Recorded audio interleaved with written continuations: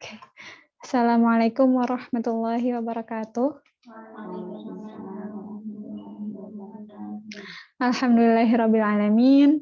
Pertama-tama sama-sama kita ucapkan syukur kepada Allah Subhanahu wa taala yang alhamdulillahnya kita dapat dipertemukan pada pagi hari ini lagi. Tiap hari sih kayaknya ketemu ya. Bukan pagi doang. Alhamdulillah. Salawat serta salam juga tak lupa senantiasa kita junjungkan kepada Nabi kita, Nabi Muhammad SAW yang telah mengantarkan kita dari zaman jahiliyah menjadi zaman yang insya Allah terang benderang seperti hari ini, insya Allah. Nah, seperti biasa, sekarang jadwalnya hulwah kultum ya, teman-teman ya. Insya Allah, sekarang hulwah akan kultum berkaitan dengan kenapa doaku tidak dikabulkan Allah. Nah, ini dari dengerin kajiannya Ustadz Hanan Ataki juga, insya Allah. Jadi, kenapa sih doa kita nggak dikabulkan? Nah, kuncinya kita bisa mencontoh dari, kita bisa belajar dari kisahnya Nabi Zakaria ya. Nabi Zakaria itu doanya kalau misalkan berdoa itu dia pelan banget gitu teman-teman. Bahkan langsung Allah kabulkan gitu ya. Yang mana di Quran surah Maryam ayat 7 Allah berfirman, "Wahai Zakaria, kami memberi kabar gembira kepadamu dengan seorang anak laki-laki namanya Yahya, yang kami belum pernah memberikan nama seperti itu sebelumnya." Kayak gitu. Jadi ketika Nabi Zakaria meminta seorang anak gitu ya, Allah langsung kabulkan kayak gitu. Karena tadi dengan apa? Dengan doa yang pelan gitu ya. Nah, di ayat selanjutnya di Quran surah Maryam ayat 15 Allah bilang gitu ya, dan kesejahteraan bagi dirinya pada hari lahirnya, pada hari wafatnya, dan pada hari dia dibangkitkan hidup kembali. Nah, jadi satu-satunya nanti manusia yang ketika dibangkitkan di padang mahsyar yang nggak punya dosa itu cuma Yahya gitu ya. Yang lainnya punya dosa, cuman ada yang diampuni dan ada yang nggak diampuni. Nah, dari mana sih Yahya dapat kebaikan itu gitu ya? Dari doa ayahnya gitu. Ayahnya ketika berdoa itu dengan hati gitu. Jadi ketika berdoa juga penuh keyakinan kepada Allah dan selama ini gitu ya, Zakaria nggak pernah ngecewain Allah. Makanya Allah pun juga nggak pernah ngecewain dia gitu. Dan bahkan kita belajar juga dari Nabi Ayub gitu ya. Nabi Ayub nggak pernah ngecewain Allah di saat masa senangnya. Makanya Allah nggak mau ngecewain Nabi Ayub ketika di masa-masa sulitnya gitu. Di masa susahnya pun sama kayak Nabi Yunus gitu. Kita bisa belajar dari Nabi Yunus di mana Nabi Yunus pernah ngecewain Allah sekali, namun dia langsung bertaubat gitu dan Allah nggak akan mau menyia-nyiakan usaha dia untuk memperbaiki diri seperti itu. Yang jelas gitu ya, yang jelas kita bisa ambil dari sini adalah kita harus berakat dulu kepada Allah dengan hati kita, teman-teman. Jangan gadaikan itu. Jadi ketika kita berdoa, maka kita harus berakat dulu sama Allah. Nah, begitu hati kita mulai jauh dari Allah gitu, begitu hati kita kotor, begitu hati kita rasanya kayak terhijab sama Allah gitu, maka kita udah punya apa ya? Kita udah nggak punya lagi tuh modal untuk kita minta sesuatu kepada Allah gitu, karena kita aja ragu, kita aja jauh dari Allah seperti itu. Nah, yang ringan aja nggak bisa dikabulin sama Allah, apalagi yang permintaan yang besar gitu kan ya. Nah, makanya kuncinya adalah hati kita harus dijaga. Jaga yakin kita kepada Allah. Begitu kita ragu, berarti kita sama aja kayak memutuskan akad kita kepada Allah. Nah, Allah tuh nggak mau teman-teman berakad sama orang yang ragu gitu. Jadi kita perlu menjaga hati kita untuk yakin kepada Allah. Nah, terus kok bisa sih sinyal hati kita lebih kuat dibandingkan sinyal suara gitu. Nah, kita analoginya kita bisa belajar dari gajah gitu ya. Nah, ini salah satu yang bisa diambil dari salah satu IG-nya Nat Geo gitu ya. Di mana katanya itu ternyata gajah itu kalau manggil temennya yang jauh gitu ya, itu nggak pakai suara yang terdengar oleh manusia gitu ya, tapi dia pakai suara yang di bawah frekuensi gitu. Jadi frekuensi suaranya tuh rendah, yang mana suaranya itu hanya bisa didengar oleh gajah gitu, tapi nggak bisa didengar oleh manusia. Nah, bahkan suara frekuensi rendah ini bisa sampai ke gajah-gajah yang jaraknya sekitar 3 kilo sampai 8 kilo gitu. Bayangin aja gitu ya, ketika gajah mau manggil temennya, misalkan kan gajah itu suka tebu, misalkan di kebun tebu gitu ya. Dia akan manggil temennya yang sampai 8 kilo itu gitu ya. Manggilnya bukan pakai suara yang terdengar manusia, tapi tadi pakai suara berfrekuensi rendah gitu. Yang mana kita bisa tahu dari bawah telinganya. Jadi di depannya itu ada kulitnya yang kembang kempis. Nah, berarti disitulah dia lagi mengeluarkan suara dengan frekuensi rendah. Nah, si manusia di sebelahnya, kalau misalkan ada manusia di sebelahnya nggak bisa dengar gitu. Jadi hanya gajah-gajah aja yang dengar. Lalu gimana sih si gajah itu tahu lokasinya gitu? Gimana teman-teman? Sherlock. Jadi gajah juga udah punya teknologi untuk Sherlock ya. Misalkan jadi kalau gajah itu nih Sherlock tunggu sampai 4 meter gitu ya, Sherlock-nya baru akurat mengetahui lokasinya tuh akurat di 4 meter gitu. Nah, sehingga kalau kita ngelihat kenapa gajah-gajah nyerbu di suatu perkebunan gitu ya, itu karena dipanggil pakai suara dengan frekuensi rendah.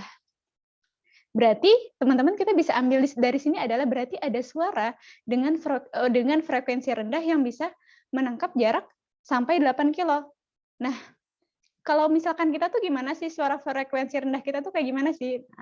Nah, suara frekuensi rendah kita dengan Allah itu adanya adalah di hati, bukan di lisan dan tenggorokan.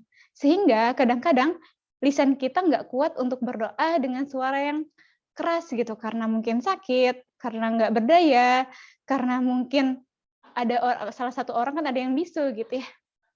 Jadi, tapi suara hati kita justru yang bisa menggentarkan arasy-Nya Allah gitu ya. Dan itulah yang dialami oleh Nabi Muhammad ketika Nabi Muhammad menghadapkan wajahnya ke langit-langit gitu ya. Sering berkali-kali gitu kan ya menghadapkan wajahnya ke langit-langit dengan membatin gitu, yang mana habis itu Allah jawab, qad nara taqalluba wajhika fis sama.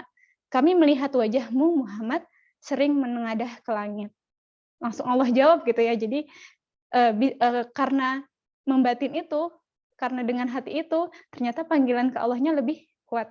Karena keyakinan juga tadi ya. Nah, gimana caranya kita bisa kayak gini sih teman-teman? Yang kita jadi kita perlu membatin juga ya. Yang ketika membatin, ketika kita berdoa kepada Allah, kita bersuara lirih, gitu. Allah langsung mengabulkan doa-doa kita gitu ya. Karena frekuensi hati kita gitu. Gimana caranya sih? Gitu. Yang pertama adalah jangan pernah mengotori hati kita. Jadi usahakan sebisa mungkin hati kita tetap terjaga gitu ya dari entah berprasangka atau yang lainnya. Nah, gimana caranya untuk nggak mengotori hati gitu ya? Yang pertama adalah tadi, jangan mengotori hati kita dengan rasa ragu. Karena kalau kita ragu, maka Allah akan menghijabi hubungannya dengan kita. Apa penyakitnya? Kalau misalkan kata ulama tafsir gitu ya, kata semua ulama sepakat, salah satu penyakit paling bahaya dalam hati manusia adalah ragu kepada Allah. Di dalam hati mereka ada ragu gitu.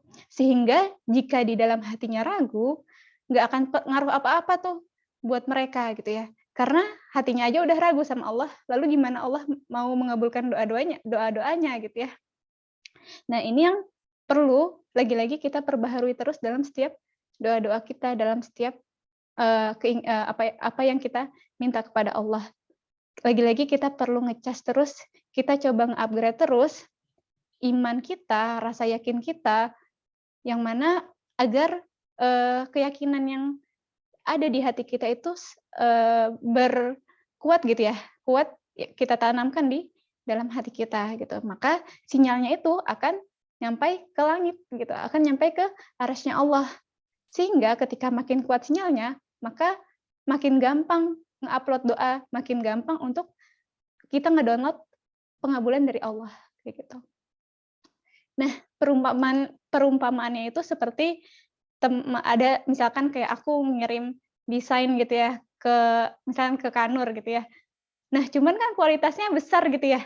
Kualitasnya besar, namun ketika kita sinyalnya nggak kuat, maka loading terus tuh yang retry terus ya, nggak berhasil-berhasil. Nah, contohnya seperti itu. Jadi kalau misalkan sinyal kita kuat, kita juga bakal nge-download-nya juga gampang gitu, cepat gitu. Jadi kalau kita pengen kiriman dari Allah cepat, loading-nya gitu. Kadang-kadang yang dikirim Allah tuh nggak hanya sesuatu yang kecil ya, tapi banyak juga sesuatu yang luar biasa, yang mana kualitasnya tinggi gitu ya.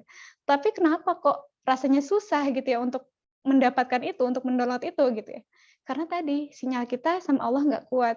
Bukannya Allah nggak mengabuli doa kita gitu ya. Bukannya Allah nggak membalas doa kita gitu. Cuma itu tadi nggak bisa di-download gara-gara sinyalnya itu nggak kuat kepada Allah. Nah, sinyal itu tergantung apa teman-teman jadinya. Sinyal itu tergantung pada tadi rasa yakin kita kepada Allah. Makin kuat sinyalnya, maka makin kuat sinyalnya juga ke langit gitu. Makin lemah sinyal kita, maka makin lemah juga sinyal kita ke langit. Nah, terus gimana caranya biar sinyal kita kuat ke Allah?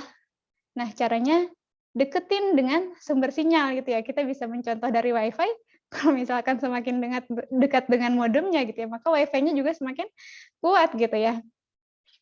Maka begitupun dengan kita ke Allah. Kalau semakin diri kita dekat kepada Allah, maka Allah pun sinyal kita kepada Allah pun akan semakin kuat, dan pengabulan dari segala apa yang kita butuhkan akan Allah kabulkan dengan segera mungkin gitu ya, dengan mudah untuk kita dapatkan, kayak gitu. Nah, itulah yang terjadi di hidup kita. Makanya kita perlu menjaga rasa yakin kita kepada Allah di saat banyaknya orang-orang ya yang kita tahu gitu ya, banyak yang tidak yakin kepada Allah gitu. Karena memang Allah tidak terlihat secara penglihatan mata gitu ya. Tapi Allah ada terus di hati karena Allah yang menciptakan kita. Makanya bersyukurlah kita gitu ya, karena kita diberikan nikmat untuk meyakini Allah gitu, meyakini malaikat dan sebagainya gitu ya, yang gaib gitu ya. Dan insya Allah gitu ya, ketika rasa yakin itu kuat gitu, maka kita akan dipermudah dalam setiap urusan kita. Nah, mungkin itu aja untuk kultum hari ini. Semoga Allah selalu menjaga kita, menjaga iman kita, menjaga hati kita, agar hati kita terhindar dari prasangka, dosa-dosa, dan yang lainnya gitu. Mungkin kita juga bisa belajar dari almarhum Mang Odet ya, di mana dapat pelajaran juga. Beliau mengikuti jejaknya sahabat Rasulullah, yang mana pas mau tidur itu, beliau itu selalu memaafkan orang-orang gitu ya. Memaafkan orang-orang, bahkan pernah kalau istrinya bilang, ada salah satu waktu di mana Mang Odet itu nggak tidurnya tuh nggak nyenyak gitu. Jadi ternyata karena beliau lupa untuk memaafkan gitu ya, Masya Allah ya. Mungkin itu salah satu tingkat keimanan tertinggi dan ketakwaan tertinggi seseorang gitu. Nah, sekarang pertanyaannya gimana kita? Silahkan, mungkin kita bisa muhasabah lagi. Mungkin itu aja dari Hulwah, semoga bermanfaat. Kurang lebihnya mohon maaf. Wassalamualaikum warahmatullahi wabarakatuh.